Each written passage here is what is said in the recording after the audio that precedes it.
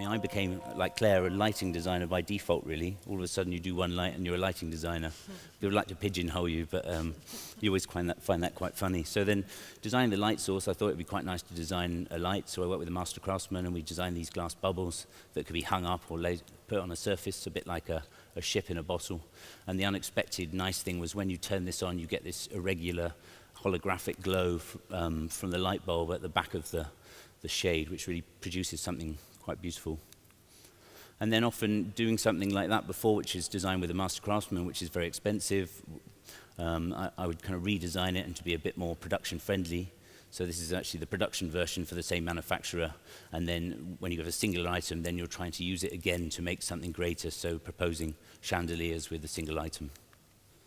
And this was the second lighting project I worked with, a Danish manufacturer. I often found it quite interesting when visiting these glass factories that they had a lot of pattern glass, but often it wasn't made very well. And I wanted to kind of challenge myself to make essentially a large refractor, but make it as beautifully as possible. So we would investigate the kind of surfacing and trying to do something quite technical, which would normally be done in maybe a more algorithmic way, but we did it kind of finding our own processes. But then it was also for me I designed the tool as well. So if you can see in the middle at the top, there's a red kind of zigzaggy thing. And we designed the tool to open in a special way. So then the parting line across the glass was not visible because it was within the pattern, which was quite a technical thing. But then that made the final object a lot more beautiful and clean, and even when you looked up close, it really had the value of something much higher. I mean, and another thing, you're always trying to work out how these. Let me start again. When we had this made, we'd made the tool, and you think, right, that's fine, it's going to be a product. They started to try and produce it, and essentially, the way the glass was heated, when it came out of the mold, it had scratches on the top. So we had a scrap rate of about 50%, which actually puts the price up of the items that come out without the scratches really high. So they said, well, I'm sorry, we can't, even if we paid for the tooling, it's not feasible to produce this. So then I would look again and say, well, no, let's hold on a minute. And so we looked at it again, and then actually the white sandblasted version came out of trying to actually make the product happen. So by sandblasting it heavily on inside and out, it would actually take out the defects, thus making the first product much cheaper. So actually by designing another iteration or style, it made the first kind of iteration possible. So that's always a thing as a furniture designer and product designer. You have to continually kind of check the system to make sure it becomes reality, but there's often pitfalls that can stop a process. I was really interested by wood furniture, painted wood furniture. Often they kind of had the hooves that weren't painted, and that is to do with keeping it to a high standard. It was often the paint will chip off around the legs due to people kicking it or vacuuming. But often wood furniture is finished and then painted afterwards. For me, I wanted to change that, so I wanted to paint it first and then finish it. So we produced some tables that were painted, and then actually the kind of ends of the wood are cut off afterwards. So it produced this kind of reflection of maybe like chopping a pencil off, but it was actually a fully functional way of doing it. This is a set of stationery that I designed with a French manufacturer. They wanted to design a set that would be kind of visible on the table rather than putting away in a drawer. So we came up with these 6 standard typologies. But the interesting thing for this, I mean, the first thing was wrapping it in these soft shapes purely just around the objects. And then we wanted to make models of these. So the only way we could make models at the time, I didn't have a 3D printer, was to make card kind of fins. So we split all the objects down the center with these sections, and then we made these models to the right. And then actually we realized that's quite interesting. Through the way we've made these models, maybe we can reskin them back together using that process and make these manufactured objects. So actually the ones that are more symmetrical become a bit more maybe standardized facets, and then things like the tape dispenser, which wasn't symmetrical, becomes this kind of odd kind of shape with these lines in it, which I find actually quite interesting because it's driven by a form process. And then we had one range that were all grey, and then one that was all colours, just a single colour for each element.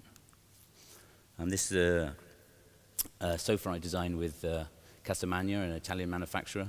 The whole basis was I was interested by the life of an object, and often you'll see couches where the arm wears out more than anything else.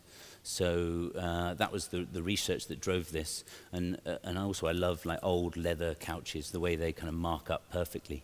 So we couldn't have leather on everything, so we produced this that had down and very soft cushions, and then put natural untreated leather on the armrests like patches for your jacket, and the idea was that people would touch it, and naturally the oil from their hands would mark up this patch, and as age it would kind of grow with you, and it would age kind of gracefully.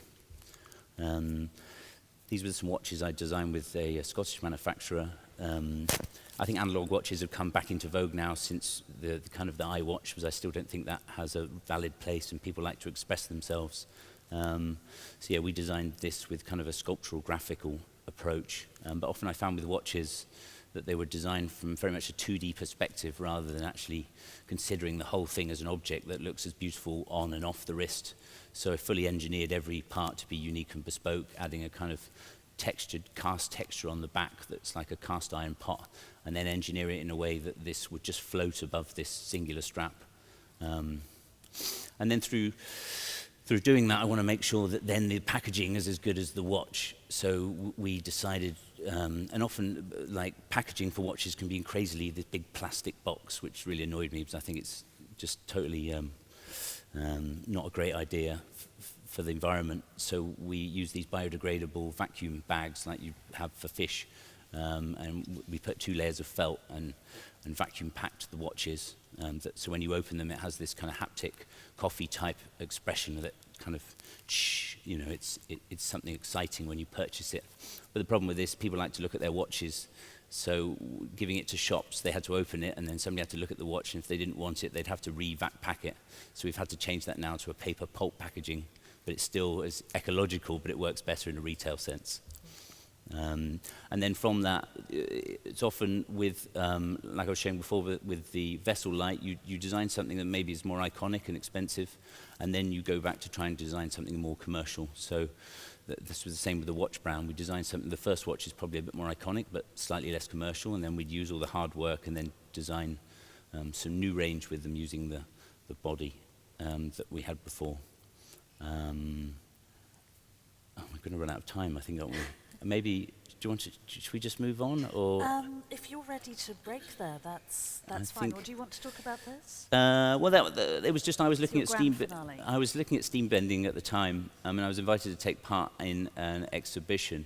And steam bending is a very interesting kind of handmade process. It's very efficient, but then because it's quite handmade, it becomes very expensive, and there's a very limited number of producers of steam bending now.